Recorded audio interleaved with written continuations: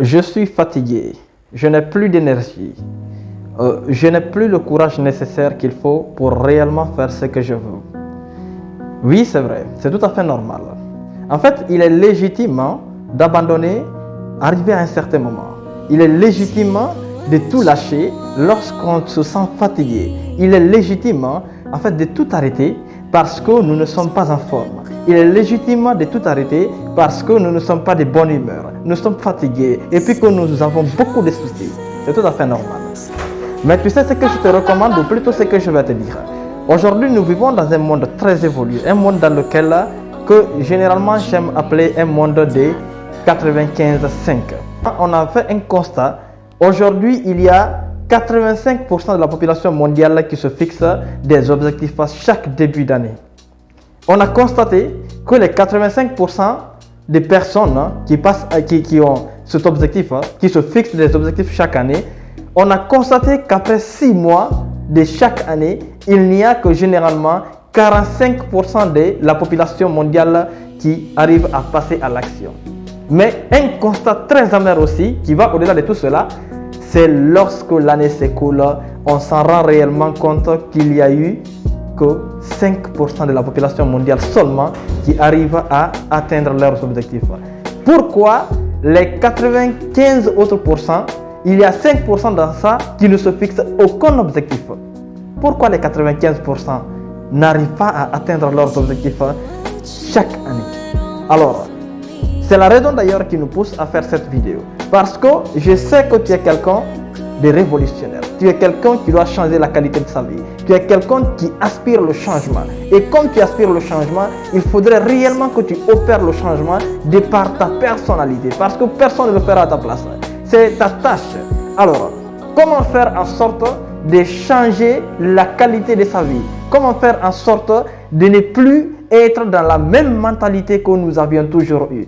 Parce qu'il faut quand même le savoir. À chaque début d'année, nous nous fixons de nouveaux objectifs. À chaque début d'année, on prend une liste, on établit toute une liste de choses à faire. Mais ce qui est amer encore, à la fin de l'année, nous constatons que les mêmes attitudes qui étaient présentes chez nous sont encore présentes. C'est malheureux. Alors, comment faire pour changer cet état? Il faut savoir qu'il y a 3 choses. Les 3 choses, si appliquées, vont changer la qualité de ta vie, vont changer ton paradigme, vont changer ton conditionnement, vont changer ta personnalité. Pour la simple et unique raison que ce sont ces 3 choses qui permettent à l'ensemble des personnes qui ont aujourd'hui une réussite phénoménale dans leur vie de changer la qualité de leur vie. La première chose, c'est quoi? C'est d'avoir un objectif. Aujourd'hui, il faut savoir qu'il y a 2 catégories de personnes. La première catégorie de personnes, ce sont des leaders. Des leaders, c'est qui? Ce sont des gens qui ont osé d'avoir des objectifs, qui ont osé d'avoir des visions, qui ont osé d'avoir cette perspective. Et bien sûr, qui font tout pour faire adhérer les gens à leurs objectifs. Et il y a la deuxième catégorie de personnes que j'aime appeler les suiveurs. Les suiveurs n'ont pas d'objectif. Parce que je vais te dire, que tu aies des objectifs ou pas, sache quand même que tu vas accomplir un objectif. Soit c'est pour toi ou ça serait pour quelqu'un. Alors le mieux serait que tu te fixes des objectifs.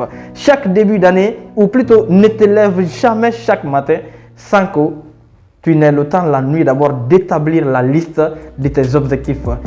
Le dimanche, la nuit du dimanche ou du samedi, il faut établir la liste de l'ensemble des activités qui entrent dans tes priorités la semaine prochaine pour te permettre d'être organisé, pour te permettre d'être planifié.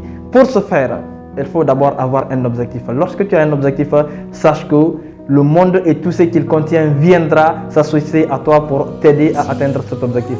Mais il ne se limite pas à là. La deuxième chose, c'est le plan.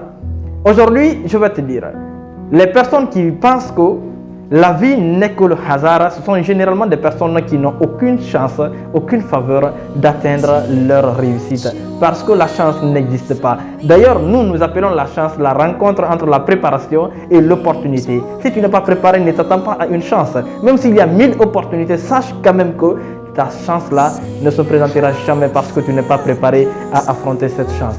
Alors, il faut avoir un plan d'action. Parce que je vais te dire, que tu aies un plan d'action ou pas, ce qui reste clair, tu vas quand même accomplir le plan d'action de quelqu'un. C'est soit tu as un plan d'action ou tu aides quelqu'un d'autre à réaliser ces plans d'action. D'abord, tu as un objectif. Maintenant, pour que cet objectif se concrétise, il faut préalablement que tu aies un plan d'action. Comment tu dois faire? Comment tu dois procéder? Quelles sont les techniques pour procéder? Quelles sont les connaissances qui sont aujourd'hui en ta possession? Quelles sont les ressources qui sont en ta disposition? Ça, ce sont des planifications. Et ce qui va au-delà de ça, c'est la troisième chose que j'aime souvent appeler l'autodiscipline.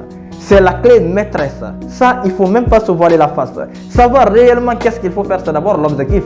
Et ce qui va au-delà de l'objectif, c'est d'avoir un plan d'action. Tu sais qu'il faut agir de telle façon et telle façon. Maintenant, ce qui matérialise l'ensemble de ces actions, c'est bien sûr l'autodiscipline. Tu sais qu'il faut faire telle action à tel moment, il faut te lever et le faire. Tu sais que tu es fatigué, mais tu as un objectif, tu as un engagement. J'aime souvent appeler cela signer un pacte avec soi-même. Tu signes un pacte avec toi-même. Et ton pacte là, dès lors que l'heure arrive, tu te lèves, tu réalises ce pacte que tu as signé avec toi-même. Parce que la réussite que tu as opérée dans ta vie, ce n'est pas une réussite qui appartient à quelqu'un d'autre. C'est ta réussite toi.